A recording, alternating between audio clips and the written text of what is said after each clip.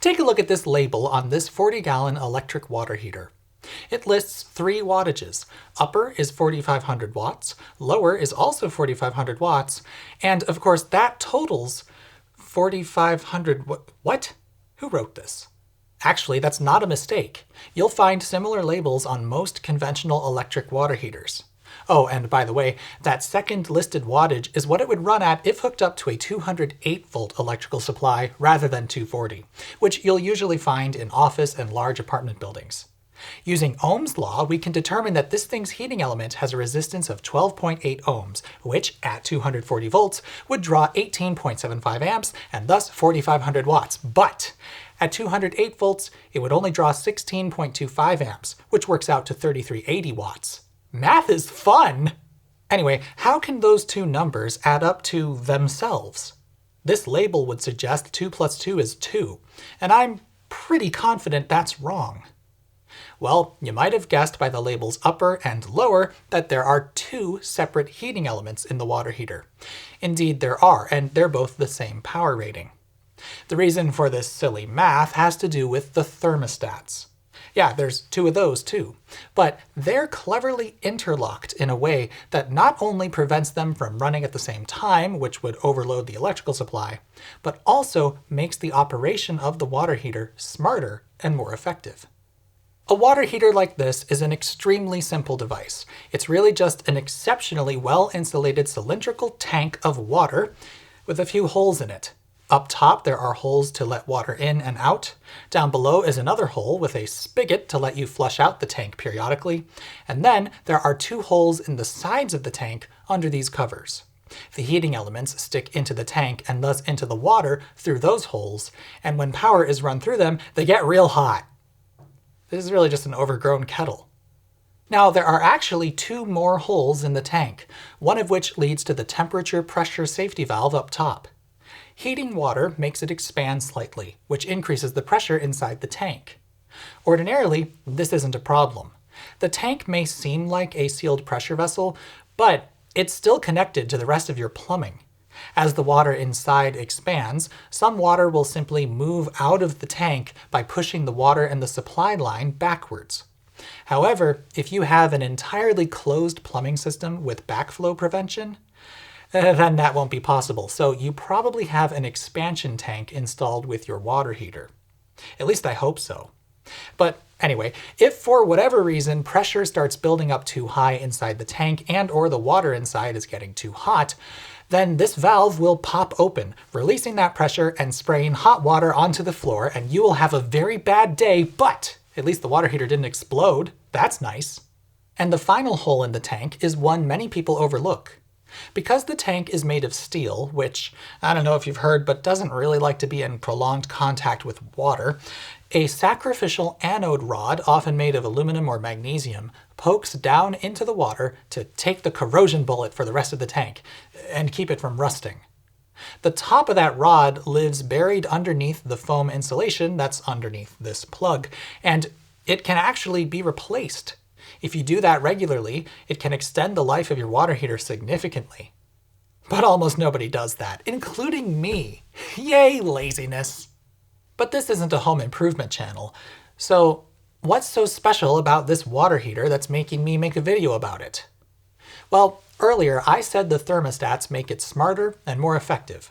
Allow me to explain. Notice that even though this is a 40-gallon water heater, its rated capacity is somehow 53 gallons. Where did it magic 13 extra gallons from? Well, I suppose we can let water out of the tank while also heating incoming water, can't we? Yes, but there's more to it than just that. First, how exactly does the water flow into and out of this tank? Both pipes are at the top, but the incoming water supply pipe attaches to a dip tube that travels all the way down to the bottom of the tank, meaning cold water enters the tank from below and pushes hot water out the top. We can actually observe this with the thermal camera. Right now, the tank has a fairly uniform surface temperature, just a few degrees above ambient. But when I open a tap and start using its hot water, we see that it's only getting colder at the bottom of the tank. And here's something pretty fascinating about water.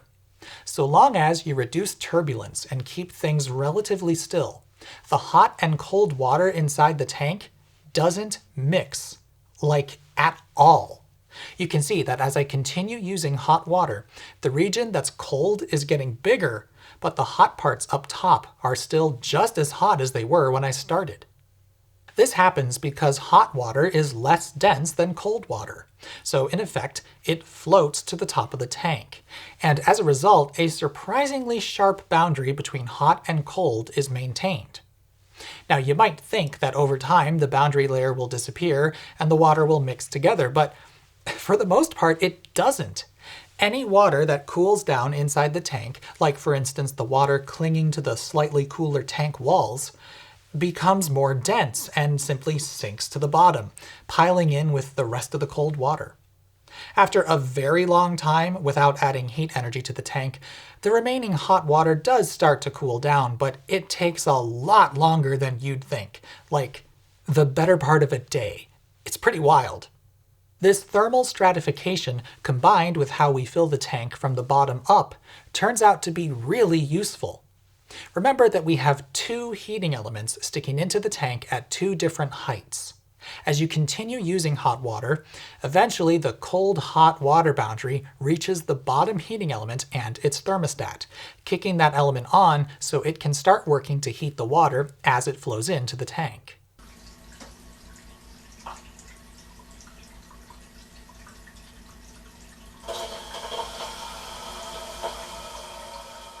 Now, 4,500 watts may seem like a lot of power, but in the context of water heating, it really isn't. It takes gobs of energy to heat water. At most, the water heater can put 4,500 joules into the water per second, or 1,075.5 gram calories per second. On a cold winter day, the water entering the tank might be 10 degrees Celsius if we're lucky, and our target temperature is generally around 50 degrees Celsius. So we need to attain a 40-degree temperature rise. If we divide the gram calories we have every second by the 40 degrees we need to increase in temperature, we find that we can only heat 26.9 milliliters of water per second, or about 1.6 liters per minute. That's not too bad, really, but the lowest flow shower heads you'll generally find here are 1.5 gallons per minute, and they may go as high as 2.5. Sticking with the smaller number, that's nearly 5.7 liters per minute of flow. Of course, most people temper hot water with a bit of cold water, so we might only have 4 liters leaving the hot water tank every minute, but that's still more than double what we can heat with 4,500 watts. So we're going to run out of hot water eventually. There's just no getting around that. Even if we try and heat the water as it enters the tank, the water is simply moving out too quickly and it won't reach the target temperature by the time we've used up the hot water already in it. But remember that there's a second heating element above the one at the bottom. It isn't any more powerful, but with a bit of strategy, we can use it to chase the water as it leaves the tank. And that's exactly what the water heater does. With our theoretical 4 liters per minute flow rate, the lower heating element will only achieve about a 16-degree temperature rise. That's nowhere near enough, but it's also not nothing. So long as the lower element is turned on, in effect the bottom of the tank is filling up with 26-degree water rather than 10-degree water. And once that tepid water reaches the top element, well, now its thermostat kicks in and switches the power output to itself. We have the same 4,500 watts that we did before, but now it's up here, working to heat the water we've already started heating.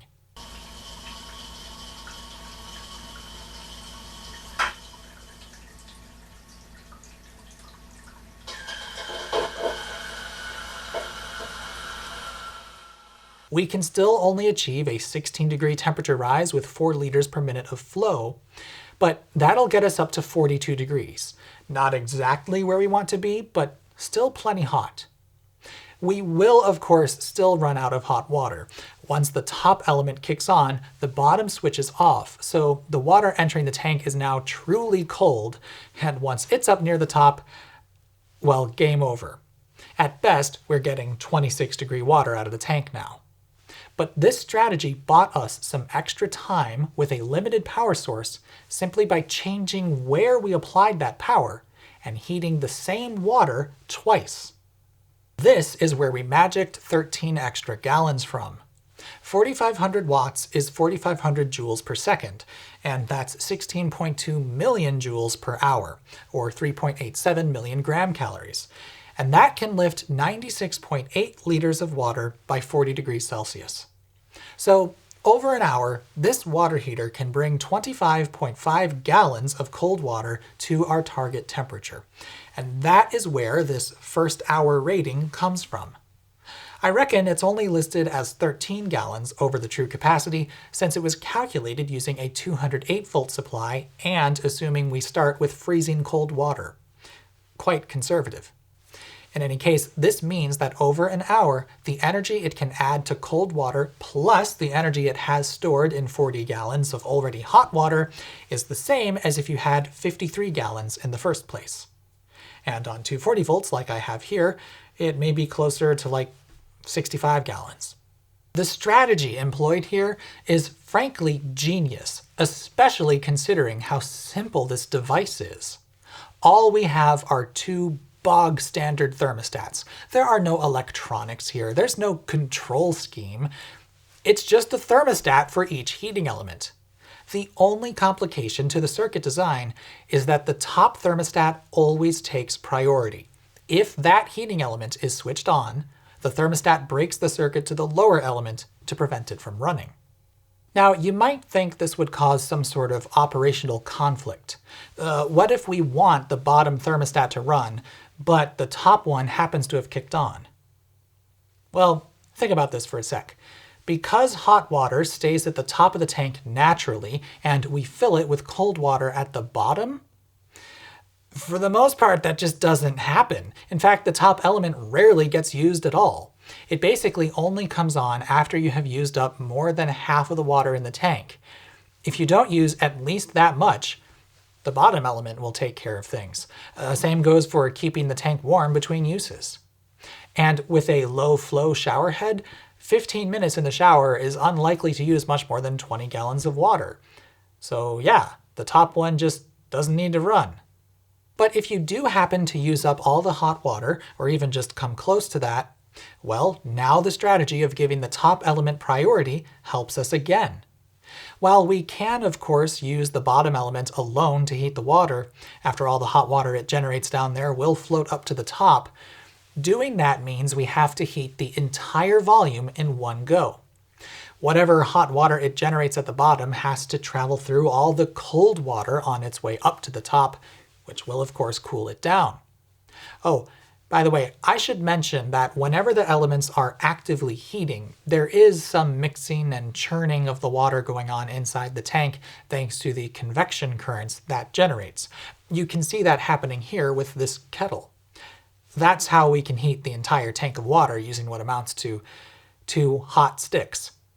Anyway, if we want to heat 40 gallons of cold water by 40 degrees Celsius, it's going to take over 6 million calories, or about 7,039 watt-hours. With 4,500 watts to play with, that's going to take about an hour and a half. However, if we only send power to the top element, then in effect, we only have to heat half the water. We'll still get some convection currents around the element, but we won't be mixing all of the water together. The bottom of the tank will stay cold. So we'll get the water in the top half of the tank, which remember is what leaves first, up to our desired temperature in half the time. So even after completely running out of hot water, you'll get truly hot water again after only 45 minutes or so. Only once that's warm and ready will we send power back down to the bottom element to heat up the rest. I know that I'm weird, but I think this is amazing. I only recently learned that there are 2 thermostats on the water heater. In hindsight, it probably should have been a little more obvious since, there's two identical covers on the front, but I just assumed that was for cost cutting or something and thought that there was one thermostat controlling both elements. Well, okay, I guess there still is technically, but you know what I mean. The simple physics of how hot water behaves in a tank allowed us to implement a very strategic method of heating it using nothing but a dip tube and two interlocked thermostats. Just doing that covers pretty much all possible concerns: how best to heat a cold tank for the fastest possible hot water, how to chase it on its way out for some extra reserve capacity, and how to do both those things with a more reasonable amount of input power. And that's what I call neat.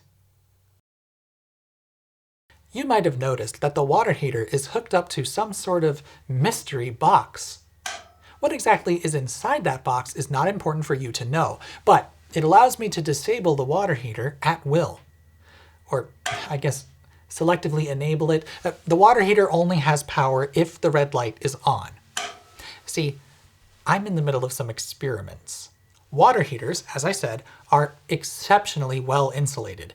In fact, you would have no idea there's 40 gallons of piping hot water in there by touching the tank, as it feels stone cold.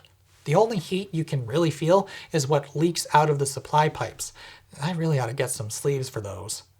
Anyway, because this thing is so well insulated, that means it's effectively a battery. Remember that math I did earlier?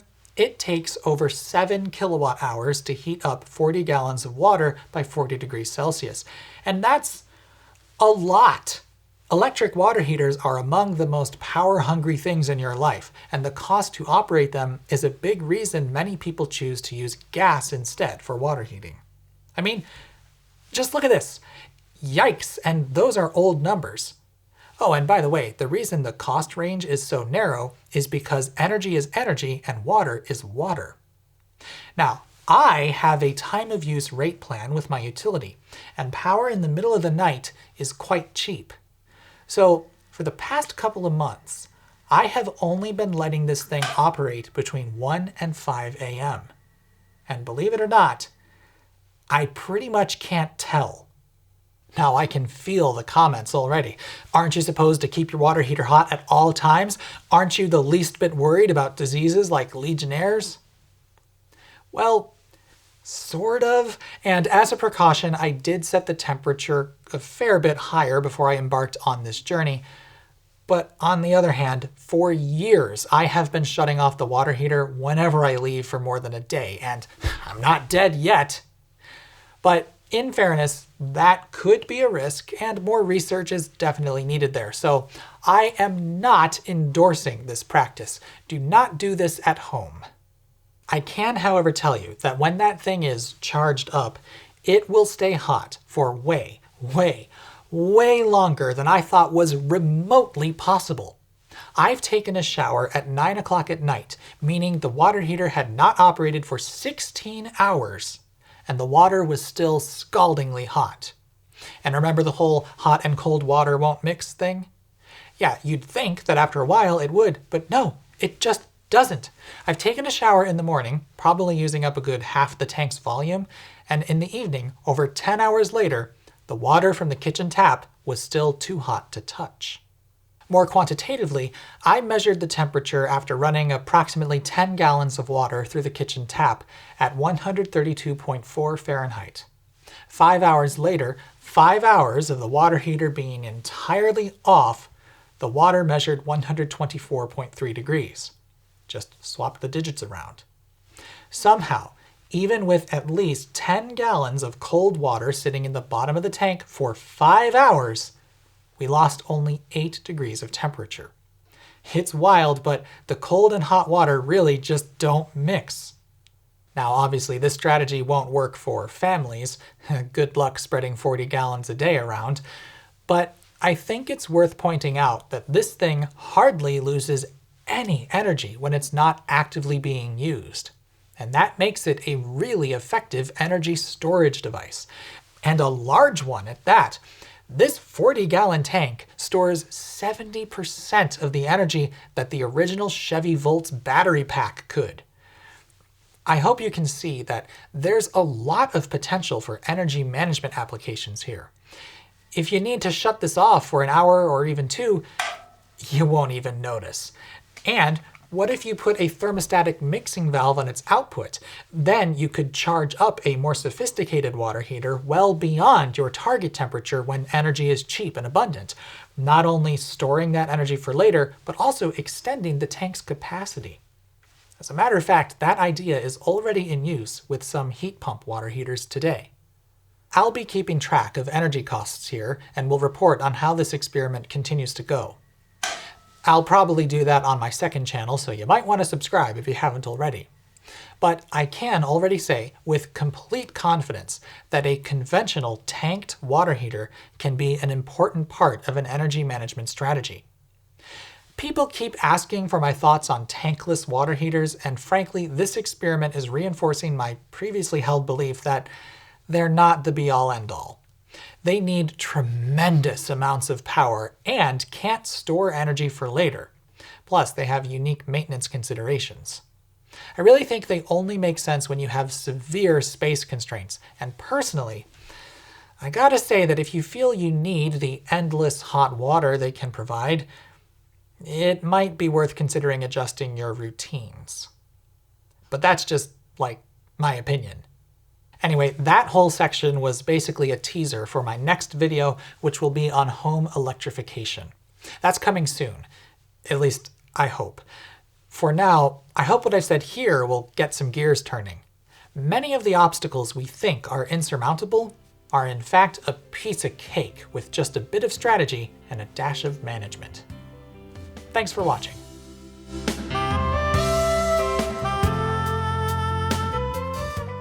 You'll find similar labels on most conventional electric water heaters. Oh, and by the way, that second listed wattage is what would... And by the way, that second listed wattage is what it would run at... What the heck was that noise? I heard a weird noise. Right now, the tank has a pretty form? It's pretty uniform. Same goes for keeping the tank warm between uses. And a low-flow showerhead I skipped a word. Combined with how we fill the tank from the bottom up, turns out to be really useful. Remember that we have 2 heating elements. I gotta burp.